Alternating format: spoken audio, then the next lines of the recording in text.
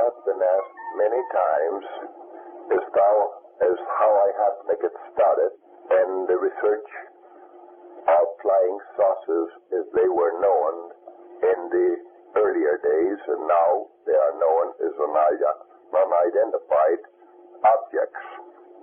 Well, being a student and a teacher of natural law, also known as universal law, besides interested in astronomy, when the flying saucers came in on the scene in 47, naturally I became quite interested, since I have always been believing that we were not the only ones in this universe, since astronomy itself teaches that there are many, many planets out there, and we ourselves were planning or figuring already and building a ship one of these days to go to one of these planets, especially in our own system. So when I heard about this flying saucer invading our Earth, it wasn't too strange, yet it was quite surprising, or you might say fantastic in some ways, as people say it today. So I proceeded to watch the sky day and night. I have seen many objects flying through space and succeeded in photographing them through my telescope. True, there were no outline of the ship in clean-cut form. Mostly I caught was lights moving through space. Yet, through all the investigation and study and what knowledge I had about astronomy, they didn't line up with anything known in the field of a celestial body. So there must have been something different than known in astronomy. Then, besides, I have heard many times that they were landing every now and then out in the desert. So I have started out to the desert, each time taking my telescope in a portable manner out there with a hope of getting a better picture out there. They were landings. Then I could get through here at the Palomar slope. So after 5 years of this, I got acquainted with some people from Arizona. One of these was Dr. Williamson, and they thought that we'd like to have a little gathering somewhere out in the desert. They had quite a ways to come, so did we. So we kind of divided the distance, and I told them that I would meet them at Light. This happened to be in the year of 52 on November the 20th. That morning, when we arrived there after leaving here at midnight and arriving there, they've already had their breakfast. So we then had ours, and finally we turned back on the highway that led us to Blight, California, which is only a short distance from the Colorado River, and we'd driven 40 miles or so till we came to a road turning off marked Parker and Phoenix. We finally turned on this road as I was following my feeling, or I had a premonition, or as some people call it, and we'd driven about 10 miles or a little more. Then I had a feeling to stop there. We stopped. As we stopped, well, by this time we were a little thirsty. We had some soft drinks with us, and we're going to have a little drink. And in the meantime, while we're doing this, a plane of our own on routine flight was going towards Parker. We observed him carefully, and before we knew it, after it was out of sight, there was another one appeared in the sky. This time we noticed that this one seemed seemed to have no appendages of any kind or a wing like our planes have. But we thought for a moment that perhaps it's the way it was standing out in space, yet the very idea of it standing still, hovering, was strange. Finally, it made a slight change, and we noticed for the first time that it really didn't have any appendages. We then realized for the first time that it was a cigar-shaped type ship, and they have been reported previously, and now they're known as motherships. So immediately I thought this is a good chance to probably get a good picture. Being on this hillside couldn't very well put up a telescope there, so we went down a little ways, I don't know just how far that was, into a flat territory. It used to be a target range, and we set up the telescope there. Quite rocky, but there's quite a bit of dirt and sand among the rocks and quite a bit of good smooth land in spots. So as we set this up, I told the folks then, since two of them helped me to set this up, altogether there were 7 of us, that included me, to get on the road and watch carefully, be sure that they had their eyes on me, so if anything did happen, they would probably know what happened, because I wasn't too sure of anything. In the meantime, I knew that if I had the group right with the telescope and gathered a group of that kind, cars moving on that highway would probably stop and start gathering, and it would spoil my chances of getting a picture or anything. So this way I was alone, yet they were well enough stationed to observe me very well. So finally, as I set up the telescope and the camera, first thing I saw a saucer come in. No one now is a scout, and he flew around there, and I took some pictures of him, 7 plates in all. I have a camera that attaches to the eyepiece of the telescope and uses cut film, which goes into a plate, and you put one in and take a picture, pull that one out, and put another one as fast as you can. It doesn't take too long. So I've exposed all 7 of them. Pretty soon, it went over the hill. In the meantime, I look up once in a while, and I saw the mothership quite a ways out there, not in the same spot anymore that we first spotted it. So after this saucer went over the hill, I thought, well, that's it. So I start dismantling, and I dismantled the camera off of the eyepiece the first thing. As I looked around, see if the saucer did return, I saw a man waving to me. So I was wondering what the man was doing out there, and it's quite a ways, I would say about a quarter of a mile, or probably a little less, but not much less. And although I knew that there were people hunting for gems and so forth, we call them rock hounds, and I thought it might be somebody out there that needs help. And miners through there as well. Otherwise, there was no reason for anybody being out in that wilderness. So I started.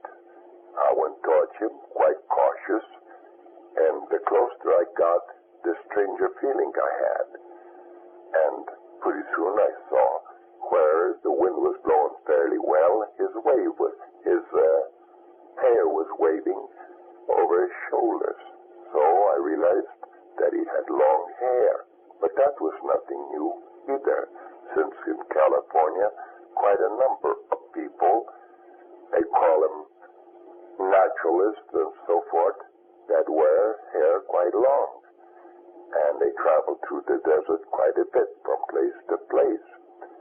So that was nothing strange either. But then when I got closer, I realized that he had a sort of a one-piece suit, at least that's the way it appeared. Since then, I have learned better. It's not really one-piece suit at all, while I'm at the idea here, but it's a two-piece suit that looks like a one-piece suit because of the white belt that they wear, where the two garments come together. But at first, that's the way it looked to me. So, I still see nothing but this man. Got up to him, and as suddenly as I did, he pulled out his hand to shake hands. And I did the same. And of course, it was just like, well, I would be shaking someone's hand here. Well, he refused that. Instead, he put it palm to palm. He wouldn't have a grip on it like we customarily do. So I did that, and I got the feeling this man is a spaceman. Must have gotten out of the saucer, but when and how? I looked around a little bit and didn't see nothing that would suggest that there was a saucer around there anywhere. So, tried to talk to him. Well, he didn't seem to understand what I was saying. And yet I felt he was picking up my thoughts all the time. He was getting the pictures of the ideas which I had in mind to ask him. And naturally, I also felt quite safe because that feeling, cautious feeling I had previously just simply left me. Then I noticed that he was kind of working around with his feet, and as he moved his feet away, I noticed there was strange markings would be left where his foot was.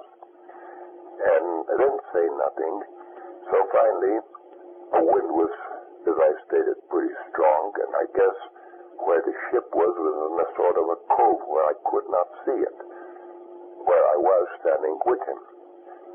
And the wind blowing pretty well, and the sun hitting it, saw a reflection. So I looked. As I looked, I noticed that there was something in that cove. So I asked him, "Is that your ship?" And he nodded his head. He seemed to understand. Yes. It was about 75 feet up further from where we were standing to where the ship was sort of hiding, let us say, against the hillside. But in the meantime, I'd asked him where he was from. And I finally pointed to the sun.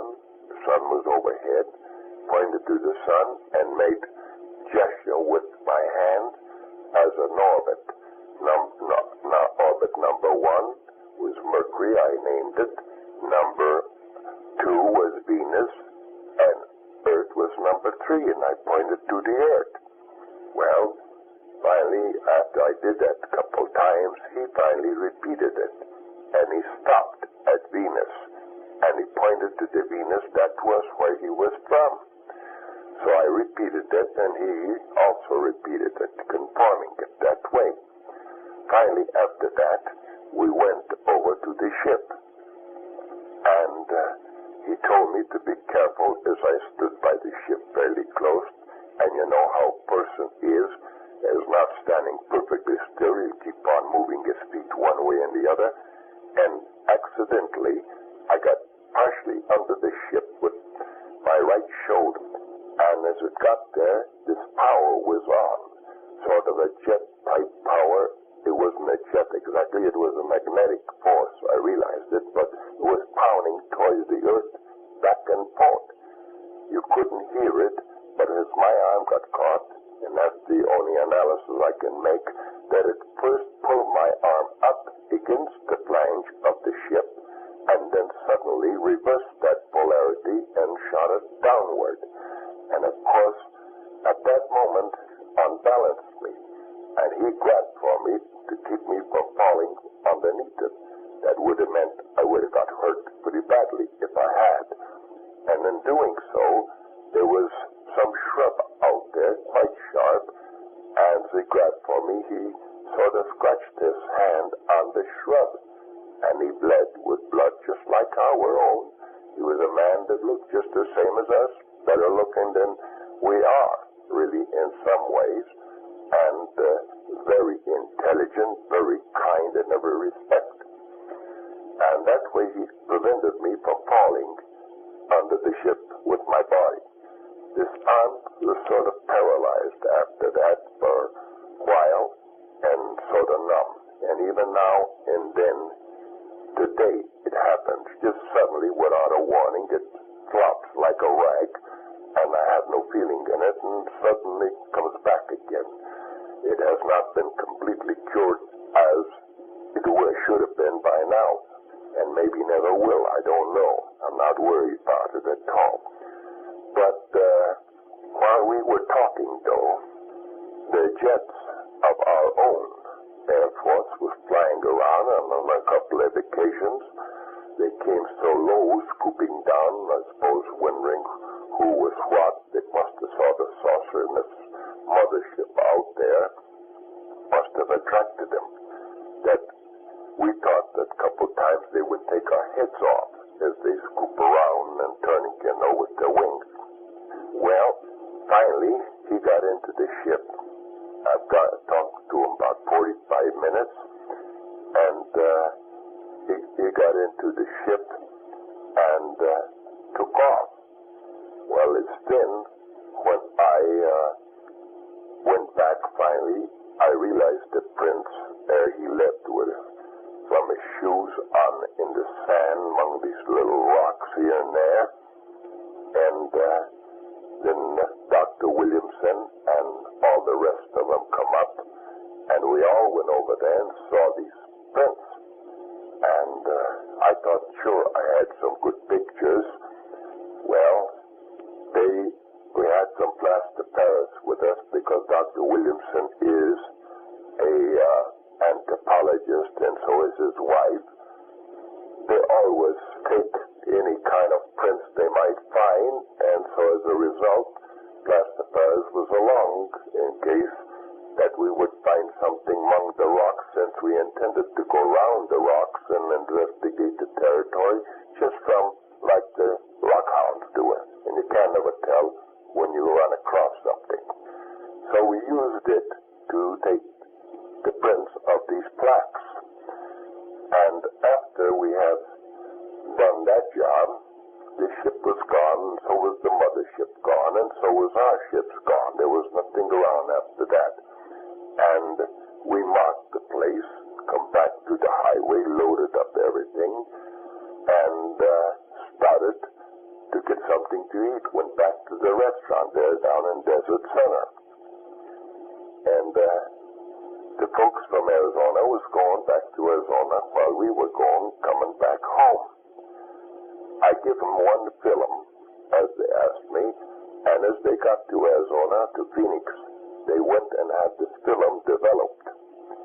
And the Phoenix Gazette developed this film, and they were a little bit disappointed because they said they thought first we'd have a darn good picture and they'd be having a scoop.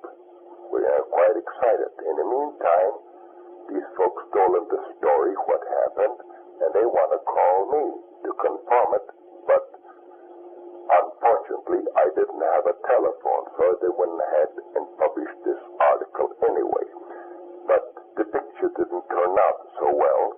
It was fuzzy, quite fuzzy. It should have been a sharp picture. But what happened really, I was a little bit too close, since these ships are magnetically controlled and magnetically operated. The magnetic influence known as the field force was around it quite intense, or it must have been, because just as soon as the negative was developed and the print was made, one of the men down at the Gazette supposed to have made the statement, well, this looks like the film was close to X-ray machine. That's the way it looks. It's quite diffused, yet it showed 3 ball-type landing gears underneath it and the dome, except it was distorted badly through this magnetic field. So disappointment was terrific. So then finally, in the meantime, after my arm got caught, I started putting the pocket of a jacket, changing them from one pocket to the other, which I realized later it was already too late, but at the moment I didn't think so. For one of these blacks, these negatives that was already exposed in the holder, so I give it to him, and before he left. And on December the 13th, he came through the territory here where we live. I don't know if he knew, except that he probably followed mine, or even could have followed us on the way home in their ship. That I don't know to this day how he knew, but he did know, and he come through here. And he dropped this particular plate, the holder, and of course I wasn't sure that it was developed or not developed. So after I picked it, hit a rock and bounced down here, and I picked it up and took it to Dittmar down here at Carlsbad, which is near the coast. He did all the developing and printing of all the pictures that I have taken, and he says, we'll put it in the soup and find out. He says, it won't hurt it if it has been developed. So that's what he did. And it wasn't developed before, but they erased what was on it and put on what is known, the plaque now, with a lot of writings on it, which has been partially deciphered recently, and also as a picture of what is known to be planet Venus. A man in Africa developed that one to a point that now you can recognize it, and so forth. And speaking of the prints in the shoes and this plaque, yes, there's been some deciphering done recently, but not all of it, although we'll give what we have in general, and yet they have told me what the meanings are. So I'm putting that in next publication as well, which will be sometime next spring, I imagine. But up till now, I was hoping that other people could decipher it in full, and I wouldn't have to say nothing. But unfortunately, they have not done so. And so I have to say what they tell me in connection what the people have deciphered as far as they have gotten. And first thing I knew, the news spread so fast, I was sort of on the spot. And of course, I wasn't going to say too much, but I was put on the spot after that publication. And first thing I knew, I had a call or a letter asking me about my experience from London. Desmond Leslie, I did not know at the time, didn't even know such a man existed. He already had a book written that was in the publisher's hands to be published. Well, they asked about this. I had sent the information, what I had, without even thinking that they might take it and I get nothing out of it. That was my idea at all. I just sent it to them, pictures and all, because when they came through here on December the 13th, I really did get some good pictures of them then, which were published in the first and second book. They finally decided to take out, the publisher decided to take out some of his works, which was all research of the ages on these flying saucers, and make room for what little I had to say. And they put it together, and that's the way the book happened to be published. But in general, I would say since the first contact, I have learned later that these people do talk any and every language. It doesn't make no difference which one. First, they can tune in on our radios and learn that way. Second, they're so far advanced that they know pretty near the language from reading your thoughts in that way.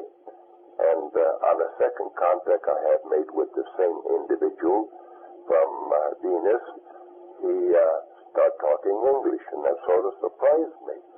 And I asked him, why didn't he talk to me English in the first place? Well, this was his answer. He said, the reason why I didn't talk with you in English in the first place, because I wanted you to know how it feels when I focus my thoughts upon you, which is called, in our language, thought transference. And then that way, anytime I want to meet you someplace or see you again, when you get that kind of an impression, you know it's coming from me and no one else. And that was the reason. I understood everything you asked me, but I wanted you to get the impressions from me. And so that was the reason, because I can speak a little Polish, and of course, on this occasion I spoke Polish to him, and he talked Polish better than I could, which proved that he could speak any language to me.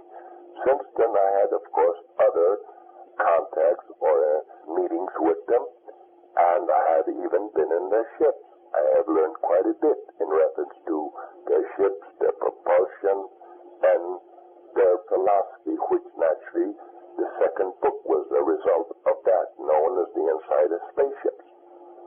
Because people ask me now what kind of life they live, what religion, and so forth. So naturally I had that in my mind, and that's what they answered. And it's all in that book. The only thing I have not published in that book was the mechanical side, or the power plant idea, which I have observed fairly well in there, and little bit, and so forth. But that will come probably later.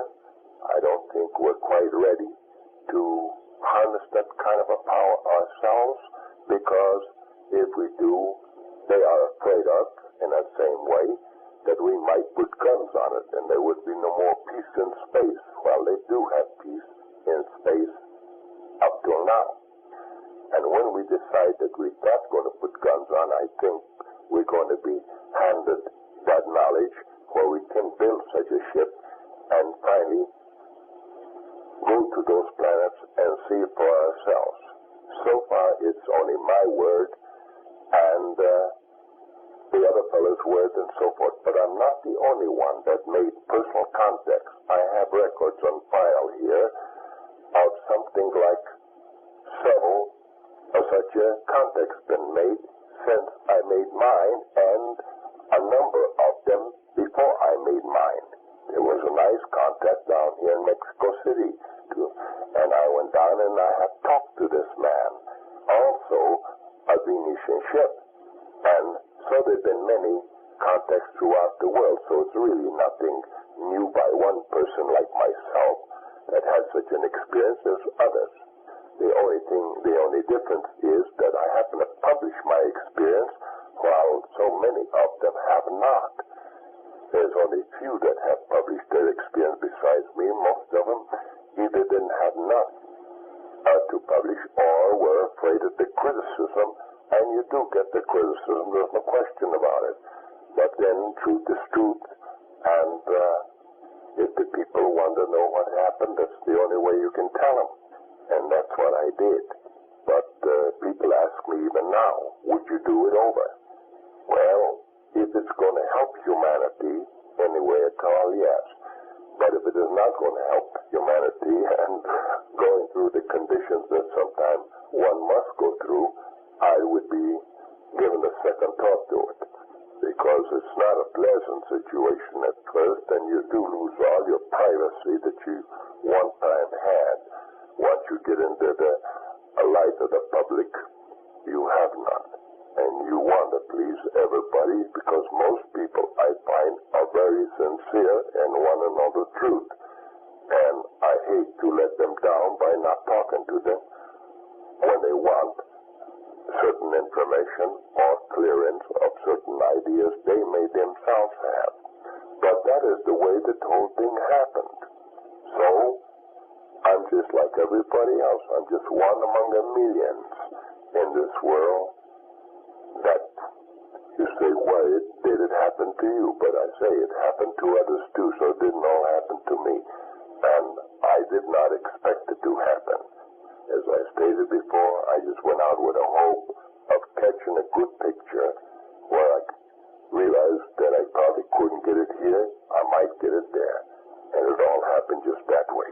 A lot of things happen to us sometimes that we wonder why and how, but that's the way it happened.